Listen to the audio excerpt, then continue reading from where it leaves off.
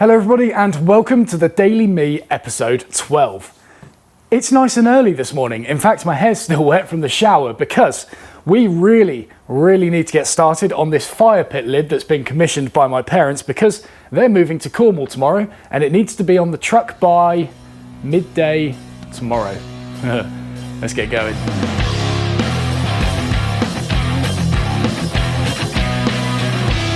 So here it is. This is the oak that I'll be using. It is beautiful stuff, prime grade. And if you caught the live stream yesterday, towards the end of the day, I got it all sliced up into shorter lengths to make it easier to pass over the planer.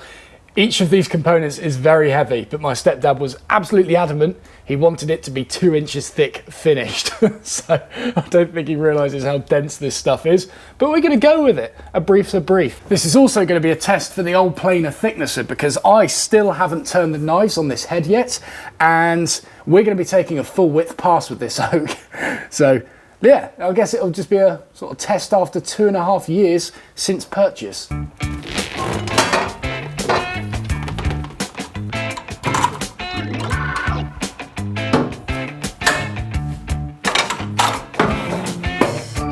Ah, damn. Didn't think about that. So this table is 305 millimeters widthways, but when you put the fence on, it takes off about 10 millimeters from that. There's a stop at the back somewhere that prevents, oh wait, no, it's just hitting the wall. Oh, okay, maybe I could do it. Maybe I could do it. Like, there's not a lot saying I couldn't remove the fence in order to plane this full width pass, but I really like having support on the back end to prevent me from accidentally pushing the board off the back of the machine. But if it can go back all the way, yes, sweet, right. Well, in that case, I will carry on. The machine is off, by the way. Sweet, and we got enough width on that cutter. 7:30 in the morning. I'm sure the neighbours won't mind me doing a full width pass on this machine. Yeah, it won't be that loud. Lloyd, loud. Won't be that loud. Let's start small to begin with.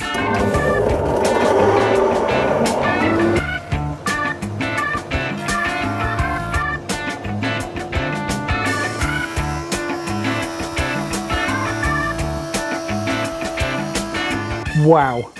2.5 years of planing all sorts of material, including reclaimed bitumen-ridden, disgusting pallet wood and stuff like that. And that is the finish we've got. It's still got a glossiness to it. Look at the state of that. So yeah, these knives, I still haven't flipped them round. Still working on that first initial edge. You can even see the discoloring there compared to the rest of them. Nothing has changed. I'm going to do a formal review of this machine in the coming months, but if that alone has sold you on it, I'll put a link to the machine in the description below. It will be an affiliate link, meaning I'll get a little commission if you do buy it, but that is very impressive, very impressive. Nice. Look who forgot to open the blast gate. I was wondering where all these chips came from. Oh dearie me. Right.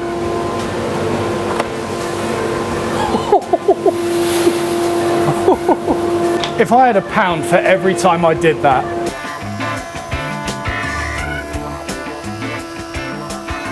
It's still not extract. Oh, okay, maybe it is extracting. Oh,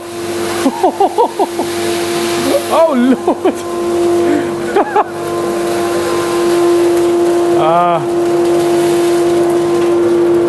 Okay. What? Are you done? I think I might have a blockage in here. There it is. Okay, I think I really clogged this machine. I can still hear bits coming through, but there is not... Wait. What's going on here? There we go. Out you come. Well, there we go. Lesson learned. Don't max out your machine with the extraction shut. You pillock.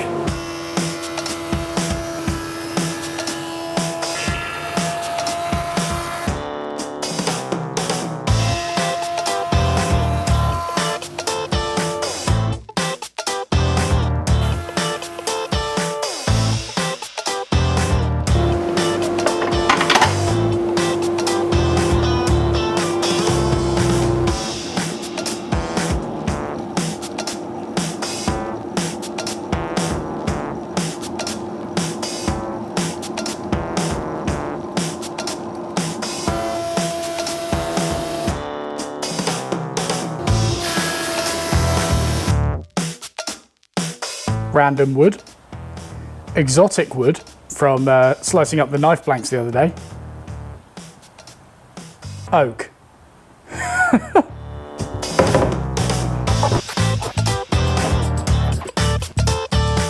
So there we go, there is the top ready to be, well, it's not ready to be edge jointed. I've just got to cut off this little bit and make this board a little bit thinner, and then we need to plane the inside edges to get them ready for edge jointing, because this is still a little bit wavy and I want to get that joint completely invisible.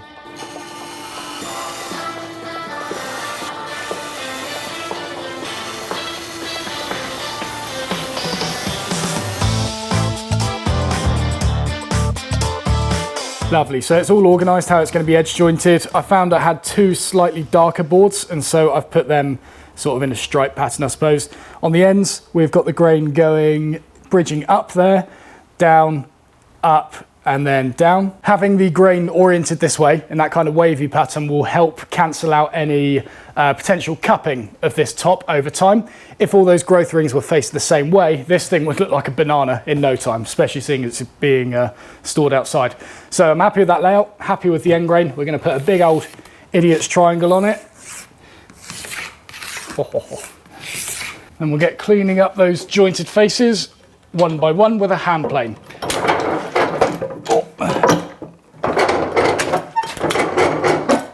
A lot of people ask me what this sliding thing's for. It is literally for this, to support boards right at the opposite side.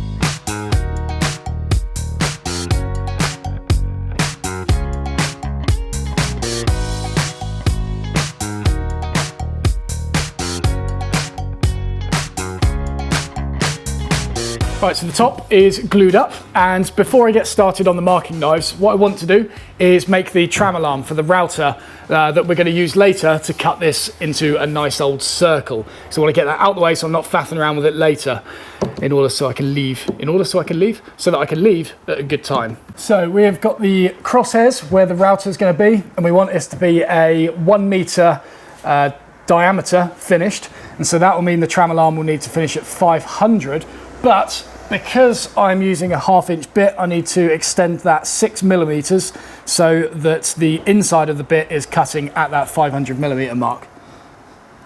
So about there, and that's where the pin's going.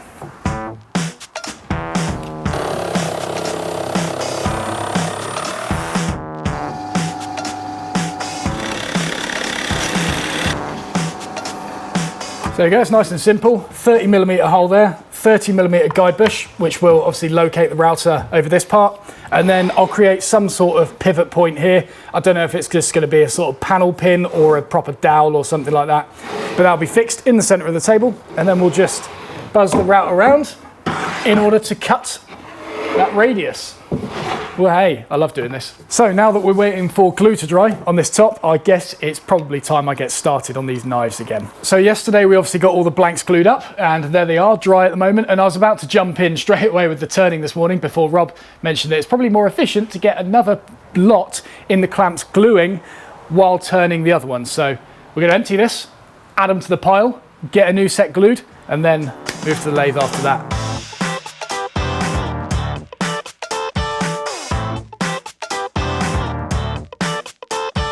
Right, so all the blanks are now gluing, so it's time to get started on turning. But before getting stuck in with the turning, I am going to get my tools sharpened because they're a bit worse for wear at the moment, and it'd be good to just start off with a nice fresh edge on these. I'm only going to do the rough and gouge and skew. I don't tend to use anything else for this part.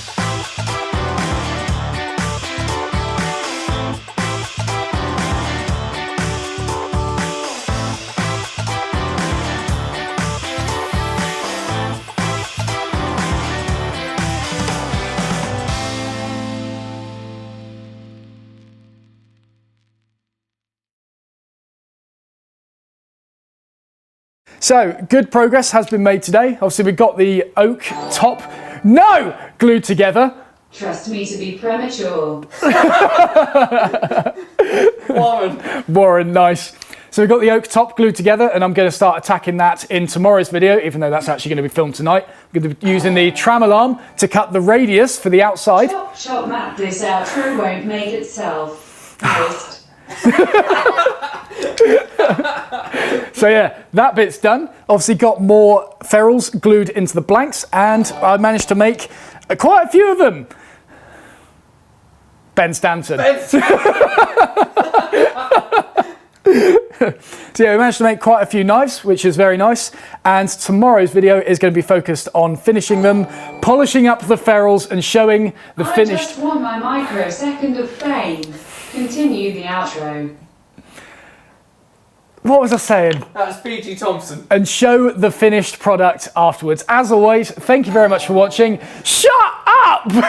Meow meow meow meow meow meow meow meow meow meow meow meow meow meow meow meow. That's Nate. Meow meow meow. Meow meow meow meow meow meow meow meow meow meow meow meow meow meow meow. Meow meow meow meow meow meow meow meow meow meow meow meow. Thank you very much for watching. Thanks for hanging out in the live streams, and we'll see you tomorrow for the next Daily Me. Have a good one.